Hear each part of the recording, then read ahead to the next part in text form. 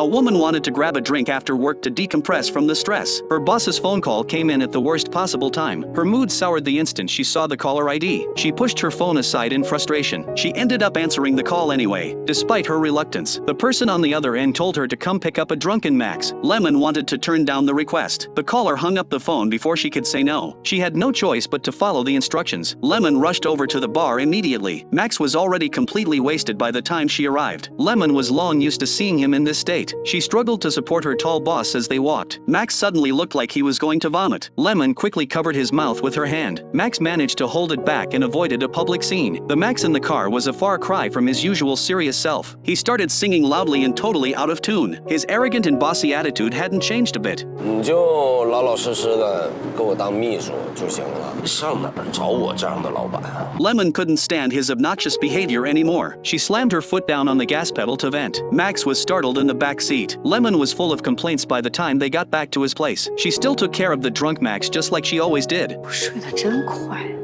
跟个牲口似的。 Lemon prepared some honey water to help him sober up. She carefully tucked him in with a blanket. Lemon didn't plan on leaving until he finally fell asleep. She dragged her exhausted body back to her own apartment. She was ready to just crash on the sofa for the night. Her parents sent her some voice messages right as she lay down. Lemon sat up quickly to check her phone. The recordings were so full of love and concern that her eyes welled up with tears. Lemon hesitated for a long time the next morning. She decided to try one more time to talk to Max about a transfer. Max still gave her a hard refusal. He told her there were only two options left. She could either stay on as his secretary, or she could quit and leave the company immediately. Lemon fought back her tears and stopped compromising. She handed in her resignation with a firm attitude. 我不干了，谢谢你3年来对我的关照，我走了。 She turned around and walked out of his office right after. Lemon felt both furious and anxious. She started packing her things at her desk to move out. Max suddenly stormed out of his office in a rage. He started screaming at Lemon at the top of his lungs. 滚！